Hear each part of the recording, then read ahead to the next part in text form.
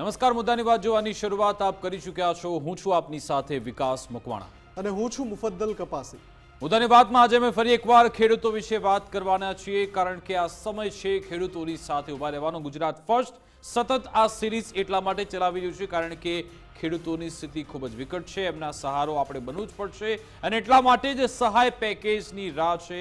સૌથી મોટો સવાલ એ છે કે ખેડૂતોને આખરે રાહત ક્યારે મળશે, ક્યારે એ પેકેજ મળશે, એની રાહ જોવાઈ રહી છે। આખરે ક્યાં કઈ જગ્યાએ એવી અત્યારે સ્થિતિ એવી બની છે કે પેકેજની જાહેરાત થઈ શકી નથી। કેબિનેટની બેઠક આમ તો જે તહેવારના કારણે દિવસે ન મળી, બીજા દિવસે પણ નથી મળી। હવે આખરે કઈ એ પ્રક્રિયા બાકી છે, કઈ બાબતનું ધ્યાન રાખવામાં આવી રહ્યું છે, જાણવાનો પ્રયત્ન કરીશું। અને એની સાથે સાથે રાજનીતિ ચરમસીમા પર છે। કોંગ્રેસે આ મુદ્દો લપકી લીધો છે અને કોંગ્રેસે આજથી આક્રોશ રેલીની શરૂઆત કરી છે। સોમનાથના સાનિધ્યથી આ શરૂઆત કરી। એમનું કહેવું છે અમારી એક જ મુખ્ય માંગ છે કે ખેડૂતોનું દેવું માફ થઈ જાય, સાથે સાથે પાક વીમા યોજના અમલમાં આવે એવી માંગ પણ કોંગ્રેસે કરી છે। આજે અમિત ચાવડા એમ પણ કહ્યું, ગુજરાત કોંગ્રેસના પ્રદેશ અધ્યક્ષ અમિતભાઈ ચાવડા, એમણે કહ્યું કે અમે જ્યાં સુધી આ નિર્ણય નહીં આવે ત્યાં સુધી અમે લડતા રહીશું। અને એ જ મંચ પરથી જ્યારે ધારાસભ્ય વિમલભાઈ ચુડાસમા પહોંચ્યા હતા, એમણે પણ કહ્યું છે કે જો 100% વળતર આપવામાં આવે, ખેડૂતોનું દેવું માફ થઈ જાય, તો હું મારા પગારના એટલે મારો જે પગાર આવે છે 24 મહિનાનો પગાર હું ખેડૂતોને આપી દઈશ। એ આ ધારા પણ વેરી છે કે હવે ગુજરાત ફર્સ્ટે જ અપીલ કરી હતી અને ત્યારબાદ એક બાદ એક ધારાસભ્યો સામે આવી રહ્યા છે। સૌ પ્રથમ આપણે વાત કરીએ ધવલસિંહ ઝાલા, એમણે પણ કહ્યું છે કે હું પણ એ તમામ ગ્રાન્ટ ખેડૂતોને આપવા તૈયાર છું।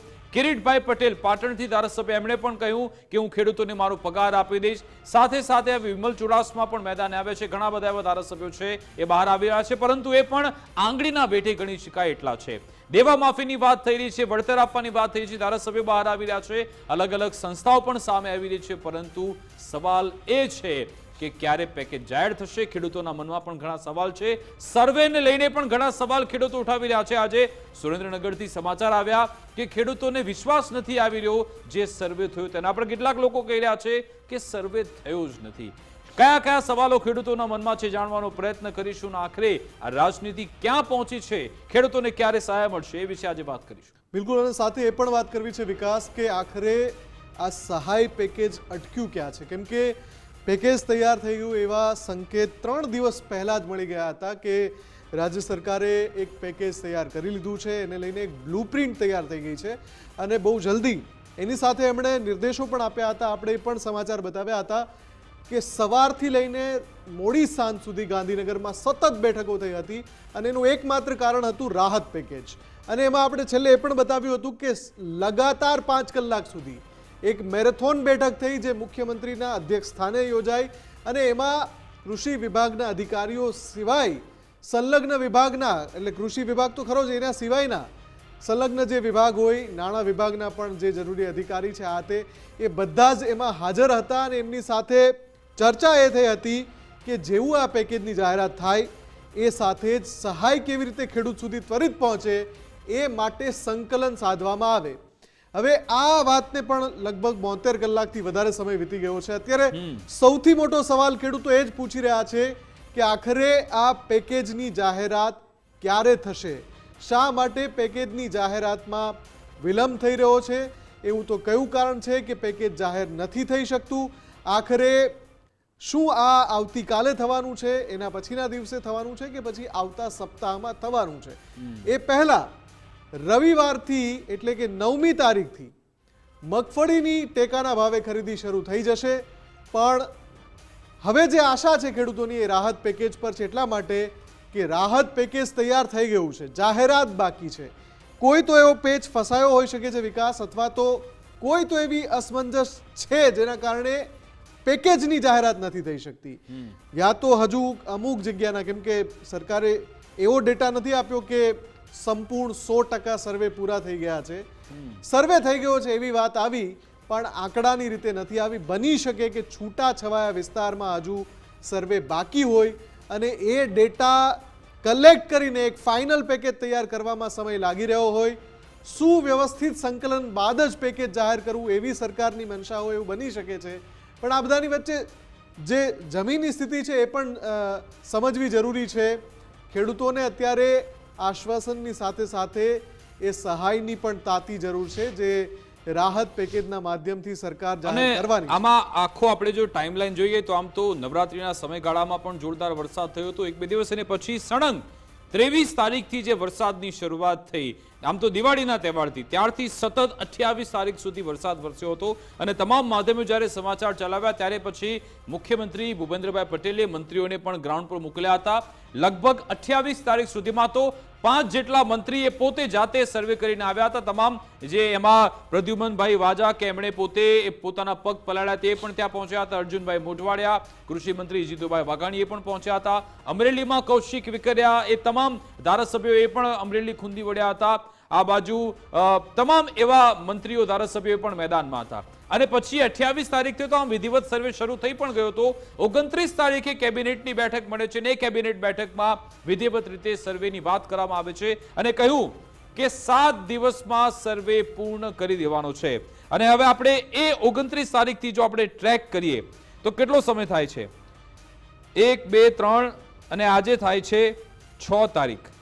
7 દિવસ, 8 દિવસ, 9 દિવસ થઈ ગયા. 6 દિવસ આ અને 29, 30, 31. હા, એટલે 9 દિવસ તો સરકારે ત્યારે કહ્યું હતું કે 7 દિવસમાં. આ અમારા શબ્દો નથી, કૃષિ મંત્રી જીતુભાઈ વાઘાણીના શબ્દો હતા કે 29 તારીખે જાહેરાત થઈ કે 7 દિવસમાં સર્વે પૂર્ણ કરવાનો રહેશે. આજે આ 9મો દિવસ કદાચ છે, તો કેમ એ સર્વે પૂર્ણ થયો નથી, અથવા જો થઈ ગયો છે તો આખરે શેની રાહ જોવામાં આવી રહી છે? ગઈકાલના એમના શબ્દો પણ મને યાદ છે. એમણે કહ્યું કે 16,000 ગામડાઓમાં સર્વે કરવામાં આવ્યો છે. 16,000 ગામડા અને લગભગ 240 કરતા વધુ તાલુકા એમાં એડ થઈ ચૂક્યા છે. તો શું એ સર્વે થયા બાદ કેટલી સહાય આપવી એને લઈ અસમંજસ્ય, અથવા તો જે ગુજરાત ફર્સ્ટની મુહિમ તો છે જ કે ધારા ધોરણથી ઉપર રહીને સરકારે આપવું પડશે, શું એ બાબતે વિચારણા થઈ રહી છે કે પછી કંઈક બીજી ચર્ચા ચાલી રહી છે, બીજી કોઈક અસમંજસ છે? એ જાણવું ખૂબ જ જરૂરી છે. અને એમાં જેટલો વિલંબ થતો રહેશે, ખેડૂતો પણ અસમંજસમાં રહેશે કે એમણે રવિ પાક માટે કેવી રીતે તૈયાર કરવું, કેવી રીતે એમણે એમાં રેડી થવું, એ પણ ખેડૂતોએ અત્યારે એને લઈ એ લોકો અસમંજસમાં છે. સરકાર ક્યારે જાહેરાત કરશે એ ખબર નથી. બીજી બાજુ હવે જે રાજનીતિની વાત કરી રહ્યો છું કે કોંગ્રેસે ગીર સોમનાથથી આક્રોશ રેલીની શરૂઆત કરી છે અને કહ્યું છે કે દેવુભાઈ સંપૂર્ણ માફ કરી દો, સાથે સાથે પાક વીમા યોજના પણ લઈને આવો. ખેડૂતો પણ એમાં સૂરમાં સૂર પુરાવી રહ્યા છે. આ બાજુ આમ આદમી પાર્ટીના પ્રદેશ અધ્યક્ષ ઈશુદાન ગઢવી એ સૈયદ ગામમાં ત્યાં પહોંચ્યા હતા, જ્યાં એ ખેડૂતે આપઘાત કર્યો છે. એમને આપઘાતના કારણ પાછળ કહેવાય રહ્યું છે કે એમણે જે પાક તૈયાર કર્યો હતો એ ડૂબી ગયો છે અને એમને લાગી રહ્યું છે કે ભાઈ એ દીકરીનું કરિયાવર પણ નહીં કરી શકે, સાથે સાથે દીકરાનું ભણતર કેવી રીતે કરશે એ મુશ્કેલી જોઈને એમણે અંતિમ પગલું ભર્યું છે. ત્યાં ઈશુદાન ગઢવી પહોંચ્યા હતા અને તેમણે કહ્યું કે સરકાર ખેડૂતોની સામે જુએ. આ બધું ચાલી જ રહ્યું છે અને જે ધારાસભ્યો સામે આવ્યા, આજે વિમલ ચુડાસમાએ પણ કહ્યું કે મારો 24 મહિનાનો પગાર આપવા તૈયાર છું. અગાઉ ધવલસિંહ ઝાલા, કિરીટ પટેલ પણ આ વાત કરી રહ્યા છે. પરંતુ શું એ 12 કે 24 મહિનાના પગારથી ખેડૂત ઉગરી જશે ખરા? શું આ 2-3 ધારાસભ્યોથી થશે? તમામ ધારાસભ્ય બોલવું જોઈએ. 182 ધારાસભ્યો છે આપણી પાસે, એ તમામે એક જ સુરે, એક જ અવાજે ખેડૂતો માટે બોલવું જરૂરી છે. પરંતુ કમનસીબે એમાં પણ આ લોકો પોતાના બ્રાઉની પોઈન્ટ શોધી રહ્યા છે. તમે જુઓ કે તમે કોંગ્રેસ નેતા હોય કે આમ આદમી પાર્ટીના નેતા હોય, એમના તો જો તમે શબ્દો સાંભળશો તો જો થોડું સમજશો, થોડું ટ્રેક કરશો, તો એ લોકો રાજનીતિ સાધી રહ્યા છે. એમને એવું લાગી રહ્યું છે કે ખેડૂતો સાથે કોઈ લેવા દેવા નથી. એમને લાગી રહ્યું છે કે ચલો આપણે દોડવું છે, ઢાળ મળ્યો છે, દોડી લઈએ, જેટલા મત અંકે કરવા એટલા કરી લઈએ. શું આમ આદમી પાર્ટી, કોંગ્રેસ આ મુદ્દે ખેડૂતોના મુદ્દે એક આવી શકે ખરા? કારણ કે તમે જોયું છે કે આ લોકોએ લોકસભા ચૂંટણીમાં ગઠબંધન કર્યું હતું. લોકસભાની જે ભરૂચની બેઠક છે આમ આદમી પાર્ટીને લડવા માટે આપી હતી, પરંતુ એ સમયે આ લોકોએ ગઠબંધન કર્યું હતું. પછી સ્થાનિક સ્વરાજ્યમાં પણ આ લોકોએ ગઠબંધનના પ્રયત્ન કર્યા હતા. શું હવે ખેડૂતો મુદ્દે કોંગ્રેસ અને આમ આદમી પાર્ટી ગઠબંધન કરી શકે ખરા? નહીં કરે. અત્યારે એકબીજા પર વાદ પલટવાર થઈ રહ્યો છે. ગોપાલભાઈ ઇટાલિયા જેમણે કહ્યું હતું, જેમણે વાત કરી હતી કે પંજાબમાં મેં આટલી મદદ કરી છે, શું ગુજરાતમાં પણ આ મદદ કરશો? એને લઈ પછી પરેશ ધાનાણી પ્રહાર કર્યો, પછી ફરી એકવાર ગોપાલભાઈ એમને પ્રહાર કરે. આ રીતિ રાજનીતિ સાધવામાં આવી રહી છે અને તમામ મંચ પરથી એ વાતો થઈ રહી છે, પણ ખેડૂતો બધું જોઈ રહ્યા છે, બધું જાણી રહ્યા છે. આજે પ્રતાપભાઈ દુધાતી જ્યારે સ્ટેજ પર બેઠા હતા, એમણે એક ઓડિયો ક્લિપ, કથિત ઓડિયો ક્લિપ સંભળાવી અને પ્રતાપભાઈ દુધાતનો દાવો હતો કે ભાઈ આ મહેશભાઈ કસવાલાની ઓડિયો ક્લિપ છે. પ્રતાપભાઈ એવું કહેતા હતા કે મહેશ કસવાલા ખેડૂતોને ધમકાવે છે અથવા તો જે આંદોલનમાં સત્યાગ્રહમાં આવે છે એમને ધમકાવે છે. આવો આક્ષેપ પણ થયો. તમે જુઓ કે રાજનીતિ પૂરજોશમાં ચાલી રહી છે. ખેડૂતોની વાત તો છે, પરંતુ રાજનીતિનો રંગ પણ એમાં ભળી ગયો છે. એ ન હોવું જોઈએ. બિલકુલ. અને સાથે આમાં સવાલ એ પણ ઉઠી રહ્યો છે કે જો હજુ પણ કંઈ બાકી હતું, જો સમય લાગવાનો હતો, તો એ સમયે કેમ એવા સંકેત આપવામાં આવ્યા કે બહુ જલ્દી એક પેકેજ જાહેર કરવામાં આવશે? આપણે કદાચ પ્રવક્તાનો ફોનો પણ લીધો હતો, સરકારના પક્ષના પ્રવક્તાના, શાસક પક્ષના પ્રવક્તાનો. એમણે પણ કહ્યું હતું કે સરકાર બહુ જલ્દી એક પેકેજ જાહેર કરી દેશે. હવે આ જલ્દીની વ્યાખ્યા શું, એ સવાલ પણ અત્યારે થઈ રહ્યો છે, જ્યારે હજુ પણ એ સ્પષ્ટતા નથી કે કાલે શું એ પેકેજ જાહેર થવાનું છે. અત્યારે વાત એવી પણ મળી રહી છે કે બની શકે કે આવતા સપ્તાહમાં પેકેજ જાહેર થાય. એટલે અને એ વખતે પ્રવક્તા હિતેન્દ્રભાઈએ કહ્યું હતું, આપણા મંચ ઉપરથી કહ્યું હતું કે હું તો ખેડૂતોને એ વાત કહેવા માંગુ છું કે જેટલું લેટ થાય પેકેજ, એની પાછળનું કારણ કે સુવ્યવસ્થિત રીતે સર્વે થાય એમ. એટલે મારો તો આગ્રહ છે કે જો ખેડૂતો તૈયાર થયા, ખેડૂત મિત્રો તૈયાર થતા હોય તો એક સુવ્યવસ્થિત સર્વે થાય અને એ પછી પેકેજ જાહેર થવું જોઈએ, એવું એમણે મંતવ્ય પણ વ્યક્ત કર્યું હતું આપણી સાથે વાતચીત કરતા. એટલે આપણે એ વખતે કહ્યું હતું કે જો સરકાર એક વ્યવસ્થા બનાવે છે જેમાં પંચ રોજ કામ કરીને જ્યારે ડેટા એવો ડિક્લેર થાય છે કે ભાઈ 249 તાલુકામાં નુકસાન છે અને લગભગ 16,300થી વધારે ગામોમાં નુકસાન છે, તો પછી એ ડેટા જો છે તો પછી એક ચોક્કસ આંકડા ઉપર શું સહમતિનો સવાલ છે કે ભાઈ પ્રતિ હેક્ટર? જી, આપણી સાથે ભાજપ નેતા હિરેનભાઈ હિરપરા જોડાઈ ગયા છે. એમની સાથે સંવાદ કરીશું. હિરેનભાઈ, આપનું ગુજરાત ફર્સ્ટમાં સ્વાગત છે. હિરેનભાઈ, 7 દિવસમાં સર્વે પૂર્ણ થવાની વાતો હતી, 7 દિવસ પણ વીતી ગયા છે અને હજુ પણ ખેડૂતો એ પેકેજની રાહ જોઈ રહ્યા છે. આખરે ક્યાં વિલંબ થઈ રહ્યું છે, ક્યાં પેકેજ અટક્યું છે?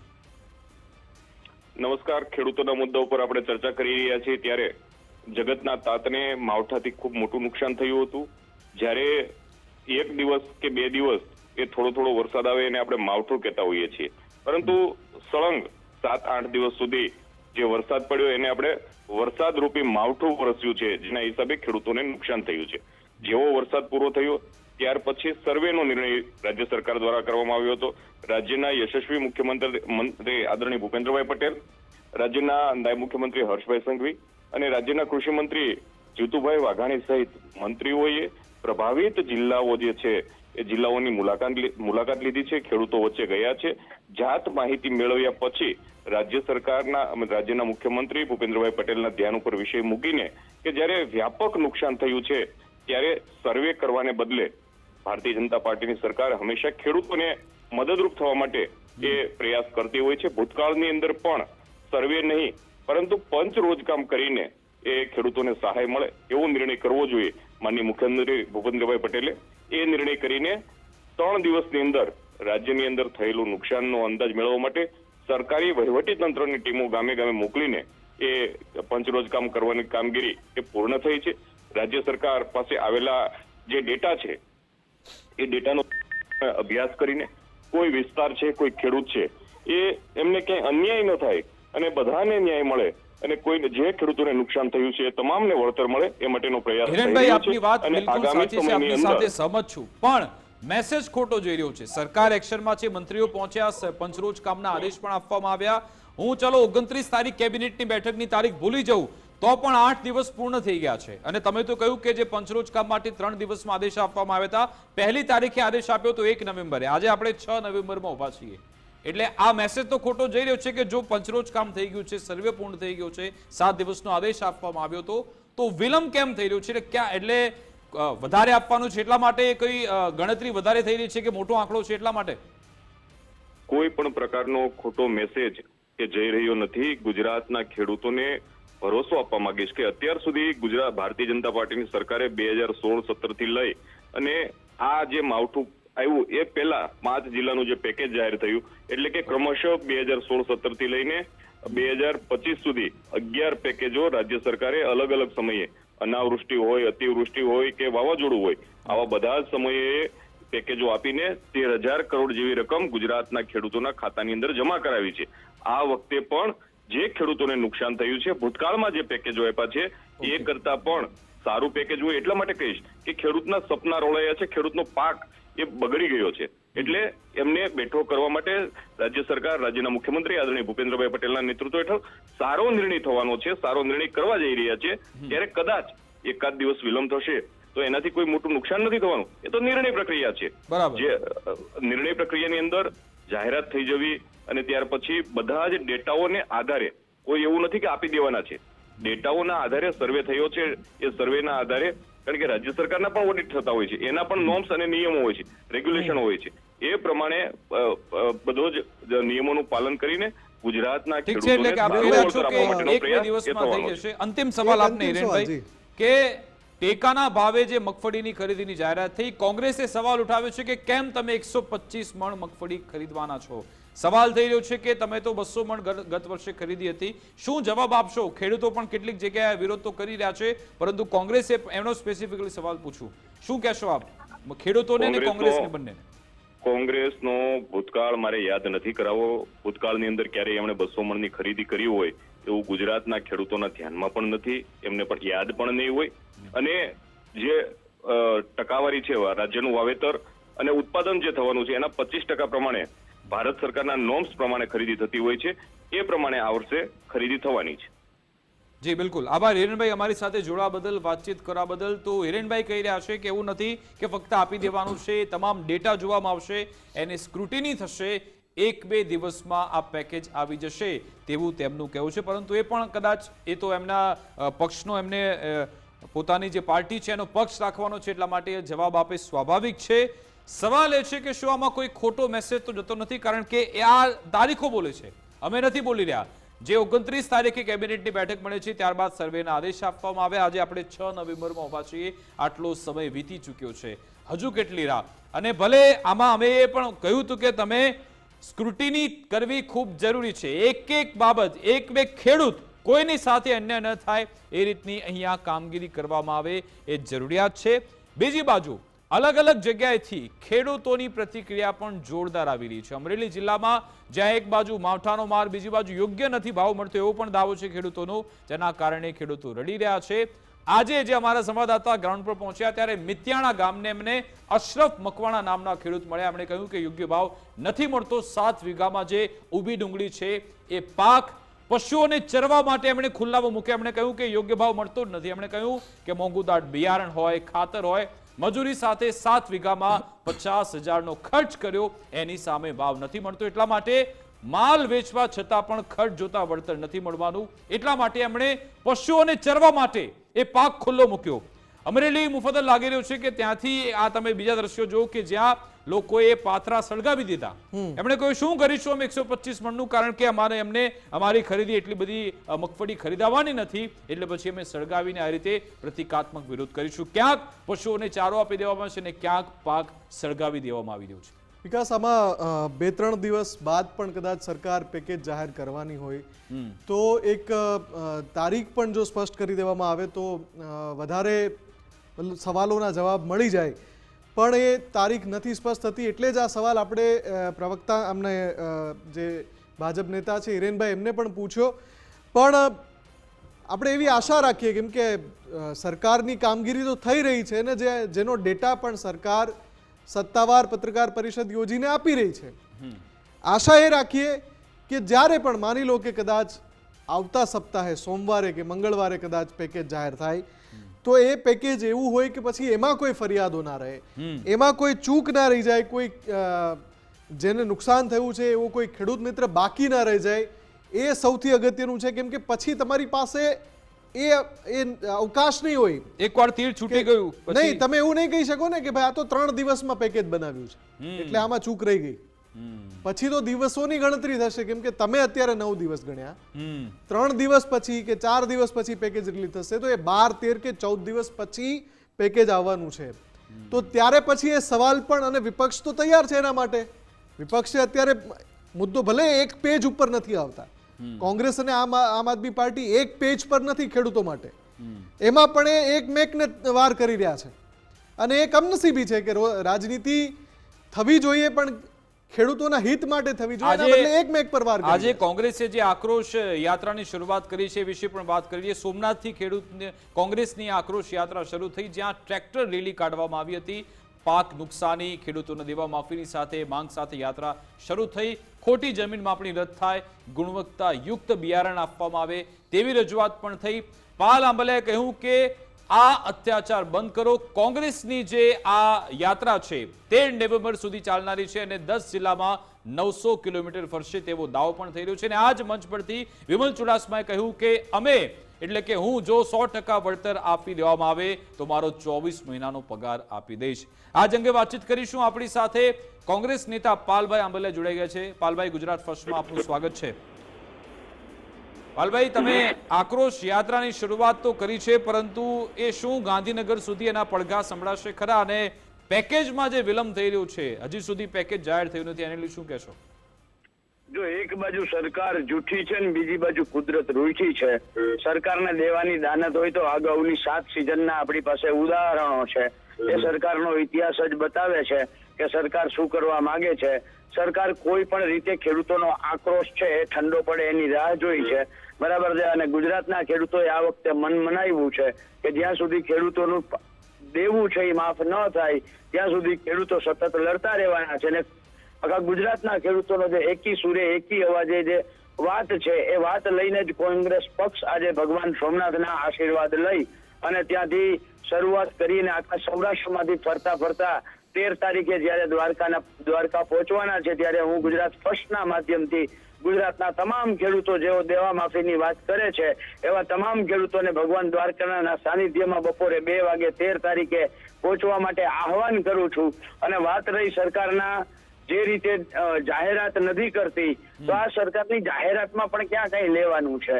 આ સરકાર લોકસભાની અંદર બોલી અને બદલી જાય, આ સરકાર વિધાનસભામાં બોલી અને બદલી જાય, દેશના વડાપ્રધાન બોલીને બદલી જાય, દેશના કૃષિ મંત્રી બોલીને બદલી જાય, તો પછી આ સરકારે કાગળ ઉપર જે કરેલી વાત છે એનો અમલ ના કરે. તમારી મુખ્ય માંગ છે કે દેવું માફી કરવામાં આવે, તો એનું ગણિત આપની પાસે શું છે? કેવી રીતે માફ થઈ શકે? કેટલો ખર્ચો થાય?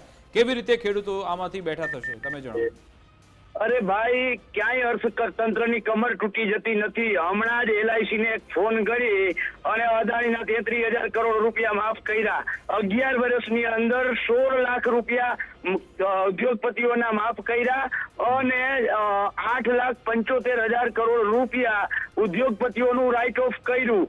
જે નરેન્દ્ર મોદી સત્તામાં આવ્યા ત્યારે કોર્પોરેટ ટેક્સ 30% હતો એ ઘટાડી અને 22% કર્યો. જે 8% કોર્પોરેટ ટેક્સ ઘટ્યો ઉદ્યોગપતિઓનો, એના કારણે દર વર્ષે 4 લાખ કરોડ રૂપિયા જે તિજોરીમાં સરકારની આવતા હતા એ ઓછી થઈ છે.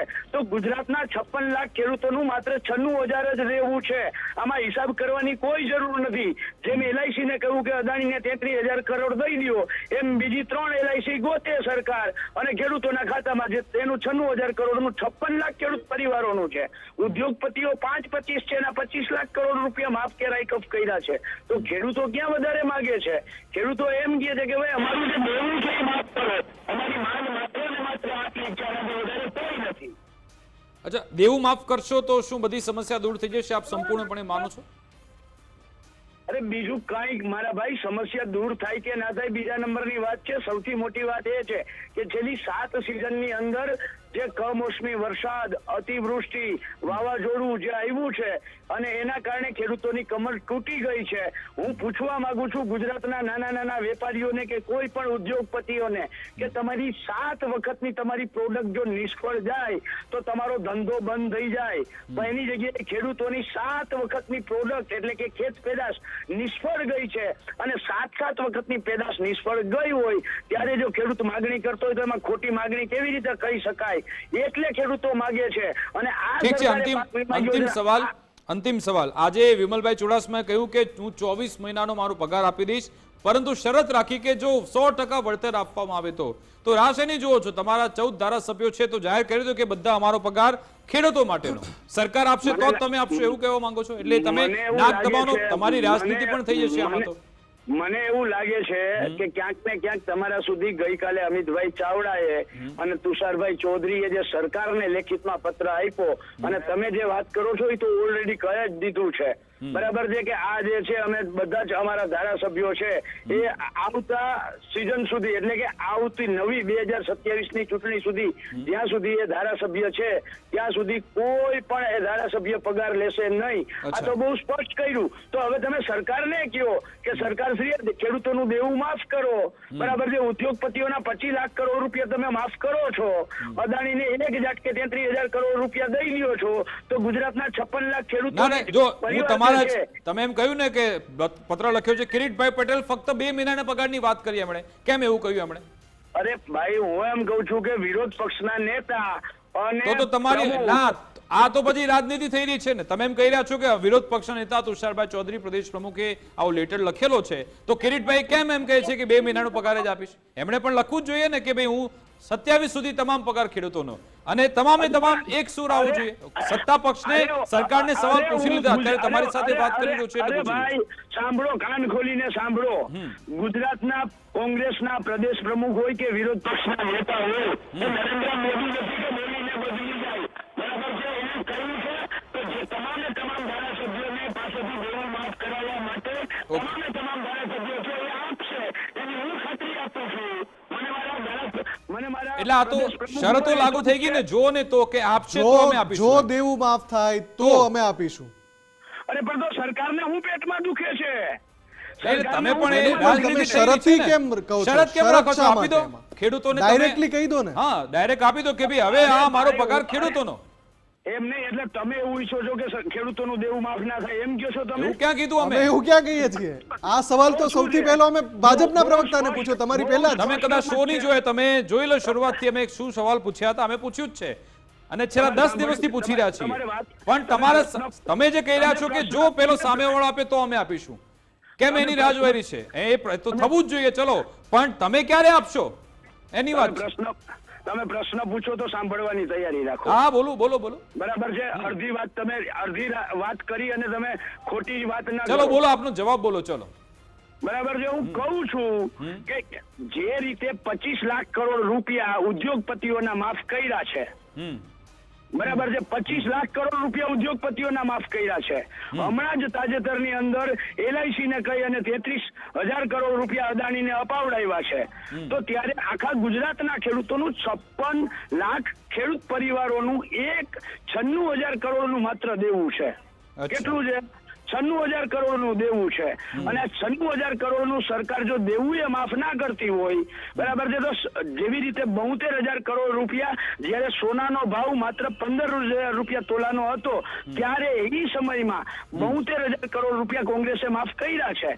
ત્યાર પછી તમે જોઈ લ્યો, જ્યાં જ્યાં કોંગ્રેસે વચન આપ્યું હતું, એ કર્ણાટક હોય, એ તેલંગાણા હોય, એ હિમાચલ હોય, એ રાજસ્થાન હોય, દરેક જગ્યાએ કોંગ્રેસે જે વચન આપ્યું હતું એ વચન પૂરું કર્યું છે. બરાબર છે, તો આમાં પણ હું કહું છું કે કોંગ્રેસે જે વાત કરી છે એનો 100% અમલ કરશે, એની હું ખાતરી આપું છું. આનાથી વધારે હું તમને શું કહી શકું? અને જી ઓકે, આભાર પાલભાઈ અમારી સાથે જોડા બદલ. તો હવે એવું કહી રહ્યા છે કે જો સરકાર સંપૂર્ણ દેવું માફ કરી દે તો અમે તમામે તમામ ધારાસભ્યો એ અમારો પગાર આપવા આવતી ચૂંટણી સુધીના બધા જ પગાર, જ્યાં સુધી એમનો કાર્યકાળ છે ત્યાં સુધીના બધા જ પગાર આપવા તૈયાર છે. પણ તો પણ એક સવાલ તો પૂછવાનો જ છે કે જો અને તો શા માટે?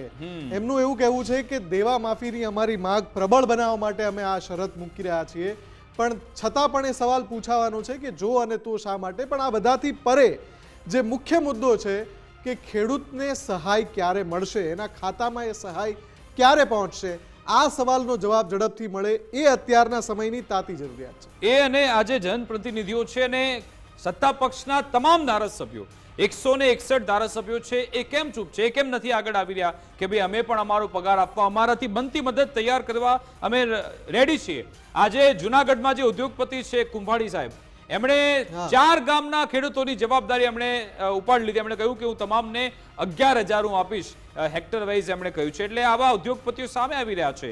એક ત્યાં અમરેલીમાં જ એક ઉદ્યોગપતિ હતા બાબુભાઈ, એમણે પણ જવાબદારી નિભાવી લીધી. તમે જો ઉદ્યોગપતિઓ સામે આવી રહ્યા છે, સમાજની સંસ્થા આગળ આવી રહી છે, પણ તમામે તમામ જનપ્રતિનિધિ આ બાબતે ક્યાંક ચૂપ છે અથવા તો આવી શરત રાખીને ખેડૂતો વિશે વાત કરી રહ્યા છે એ પણ તમે સમજો. અમારી અપેક્ષા આશા એ છે કે ખેડૂતોને જેટલું નુકસાન થયું છે એ નુકસાનની ભરપાઈ થઈ જવી જોઈએ, વળતર મળી જવી જોઈએ. ક્યારે હવે વળતર મળશે, ક્યારે સહાય મળશે, એના પર અમારી નજર છે. અમારી વિશેષ રજૂઆત અંતર્ગત બસ આટલું જ. આપ જોતા રહો ગુજરાત ફર્સ્ટ ન્યૂઝ. નમસ્કાર.